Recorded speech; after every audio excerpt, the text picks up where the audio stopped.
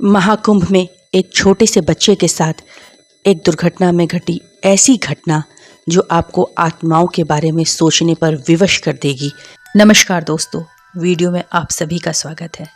अगर हम बात करें कि क्या आत्माएं होती हैं तो कई अलग अलग उत्तर मिलेंगे। कोई इस तथ्य को मानेगा तो कोई सिरे से ही नकार देगा। मगर सोचने की बात यह है कि यदि हम भगवान के अस्तित्व को मानते हैं तो फिर इन्हें क्यों नहीं। साथ ही हम ये भी मानते हैं कि हर एक जीव में आत्मा होती है, तो क्या जीव में से जीवन निकल जाए तो आत्मा भी नष्ट हो जाती है। गीता में तो ये स्पष्ट लिखा है कि आत्मा अजर और अमर है। खैर, अब हम एक ऐसी घटना की बात करेंगे जो महाकुंभ में एक छोटे से बच्चे के साथ घटी, जो आपको आत्माओं से जुड़ी बातों को मानने पर विवश कर देगी। ये कहानी एक छोटे बच्चे की है जो अपने मम्मी पापा के साथ महाकुंभ में माघ पूर्णिमा के अमृत स्नान पर पहुंचा था। उस समय वहां की भीड़ अपने चरम पर थी। इस वजह से इस परिवार को बहुत मुश्किलों का सामना करना पड़ता है। कई घंटों तक, कई किलोमीटर तक ये परिवार भी पैदल चलता है, तब जाकर किसी तरह गंगा घाट पर पहुंचता है। अब उस घाट से ये परिवार एक नाव करता है ताकि वो कहीं दूसरे घाट पर जाके शांतिपूर्वक अपना स्नान कर सके। नाव में पहले से काफ़ी सारे लोग बैठे हुए होते हैं। ये घाट संगम घाट से काफ़ी दूरी पर था, तो सुरक्षा व्यवस्था भी वहाँ पर उतनी नहीं थी। अब क्योंकि नाव पे पहले से ही काफ़ी लोग बैठे रहते हैं, तो इस वजह से नाव का संतुलन बिगड़ जाता है। नाव का बैलेंस गड़बड़ा जाता है और वो नाव पलट जाती है। सभी लोग डूबने लगते हैं। जिन्हें तैरना आता है वो खुद तो बचते ही हैं, साथ में जिन्हें नहीं आता है उन्हें भी बचाने की पूरी कोशिश करते हैं।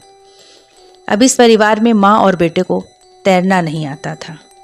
किसी व्यक्ति ने उसकी माँ को तो बचा लिया, लेकिन बेटे का कुछ पता नहीं चला।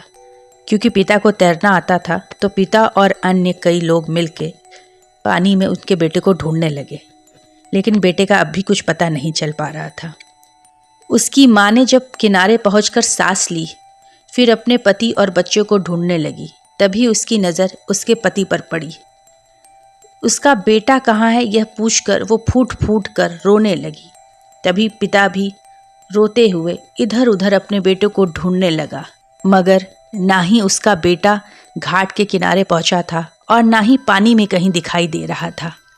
सभी लोग पानी में, घाट पर इधर उधर उस बच्चे को ढूंढने लगे, मगर उसका कुछ भी पता नहीं चल रहा था। तभी किसी की नज़र उस पलटे हुए नाव पर पड़ी और फिर सबने देखा कि उस पर एक छोटा सा बच्चा है। फिर नाव को किनारे लाया गया, बच्चे की जांच की गई। बच्चा पूरी तरीके से स्वस्थ था और शायद उसकी आंख लग गई थी। जब उस बच्चे को उसके मम्मी पापा ने उठाया, बच्चे ने उठते ही बड़े आश्चर्य से अपने मम्मी पापा को बताया कि वो भी पानी में डूब गया था, लेकिन उसको फोटो वाले ने बचा लिया। तब सभी के पूछने पर कि वो फोटो वाला ये कौन है, तब उस बच्चे ने बताया कि जो दादी जी के घर में एक फ़ोटो में बुज़ुर्ग टंगे रहते हैं ना, उन्होंने आकर मुझे बचा लिया। तब उस बच्चे के पिता को पता चला कि वो अपने दादाजी की बात कर रहा है। यानी जब वो पानी में डूब रहा था, तब उसके दादाजी ने आकर उसे बचाया और उसे नाव पर सुला दिया। ये घटना सच में चौंका देने वाली है, क्योंकि कुछ समय पहले उनके दादाजी की मृत्यु हो गई थी। वो बहुत सज्जन और भक्त आदमी थे, सभी की बातों का ध्यान रखते थे, सभी का ख्याल रखते थे, ईश्वर में भक्ति रखते थे, और उन्हीं की पवित्र आत्मा ने अपने पोते की जान बचाई। ये घटना हमें सोचने पर मजबूर कर देती है कि आत्मा नहीं होती, क्योंकि पवित्र आत्मा में स्वयं ईश्वर का वास होता है। और हम सब पूर्वजों को तर्पण भी तो इसी मान्यता के लिए देते हैं कि ये उन्हें प्राप्त हो जाएगा। तो शायद हमारे अपने इस दुनिया से जाने के बाद भी हमारे साथ ही जुड़े रहते हैं। उनका आशीर्वाद सदैव हमारे साथ ही बना रहता है। इसीलिए हमें अपने कर्मों को सुधारते हुए अपने माता पिता का, अपने बड़ों का सदा आदर करना चाहिए। और शायद इसीलिए माता पिता को भगवान का रूप कहा गया है, क्योंकि हमारे जन्म से लेकर वो अपनी मृत्यु के बाद भी हम पर सदैव अपनी प्रेम, अपनी छाया बनाए रखते हैं।